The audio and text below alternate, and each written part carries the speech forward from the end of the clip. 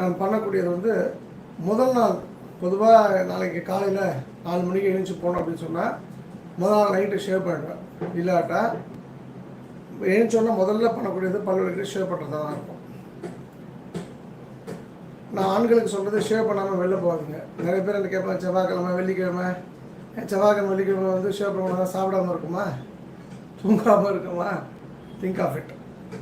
பெண்களுக்கு எனக்கு தெரிஞ்ச வரைக்கும் எல்லா பெண்களையும் வந்து காலையில் வந்து எழுந்த உடனே குளித்து விட்டு நல்லா மியூசிக் கேட்ட மாதிரி சமைச்சிங்கன்னா சாப்பாடு மட்டும் இல்லை, இந்த குடும்பத்தில் உள்ள அத்தனை பேரும் ஆரோக்கியமாக இருப்பாங்க. அதான் நீங்கள் கவனத்தில் எடுத்துங்க. நான் என் சைடு விஷயங்கள் சொல்கிறேன்.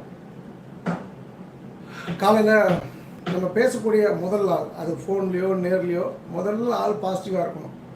வரவன் வந்து பேசக்கூடிய ஆள் விளங்காதனாக இருக்கக்கூடாது. குறிப்பாக கடன் கேட்குறவங்க, கடன் கேட்குறது நான் தப்புன்னு சொல்லலை. இப்போ அது வந்து என்னை பொறுத்த வரைக்கும் நான் வந்து ஒரு மிகப்பெரிய பாடம் கற்றுக்கொண்ட பெண். யாருக்கும் பணம் கடனாக கொடுக்குறதில்ல. பிள்ளைக்கு படிப்பாக உதவி பண்ணலாம் முடிஞ்ச வரைக்கும். கம்ப்யூட்டர் கேட்குறீங்களா வாங்கி தரலாம், ஏதோ ஒரு விஷயம் நம்ம பருவிக்குள்ள. ஆனால் வந்து ஒரு கடன் அப்படின்னு ஒரு விஷயத்தை நம்ம ஆரம்பிச்சிட்டாலே அந்த உறவு அடிபட்டு போயிடுது. நான் ஏற்கனவே சொல்லியிருக்கேன், ஒரு 5 லட்ச ரூபா கொடுத்து நான் கற்றுக்கிட்ட பாடம் என் குருஜி எனக்கு கற்றுக் கொடுத்தது. அவர் நான் என்றைக்கும் அவரும் அவருடைய குடும்பமும் நல்லா இருக்கணும்னு நான் வாழ்த்துவேன். ஏன்னா அந்த மாதிரி ஒரு பாடத்தை யாராலுமே எடுக்க முடியாது. ப்ராக்டிக்கலாக வந்து சொல்லிக் கொடுத்தார் எனக்கு. ஸோ அந்த வகையில் இந்த பணம் வந்து கேட்குறவன்,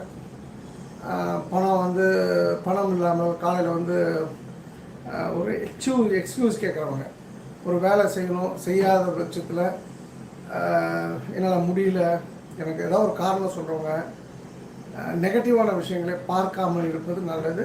ஸோ அந்த வகையில் உங்களுக்கு யார் பாசிட்டிவ்னு தோணுதோ ஃபஸ்ட்டு ஆளோ அவர்களுடன் தொடர்பில் இருங்க.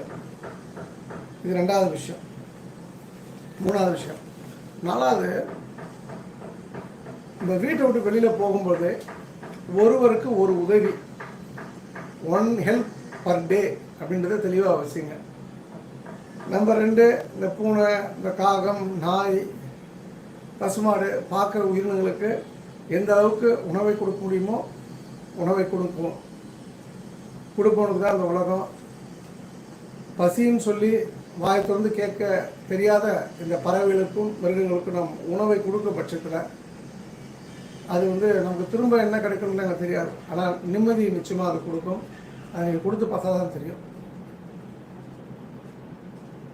அதுக்கப்புறம் அதுலேயே ஒரு முக்கியமான விஷயம் 4வதுல, ஒரு நாளைக்கு நம்ம சந்திக்கக்கூடிய நபர்கள் ஒரு 100 பேர்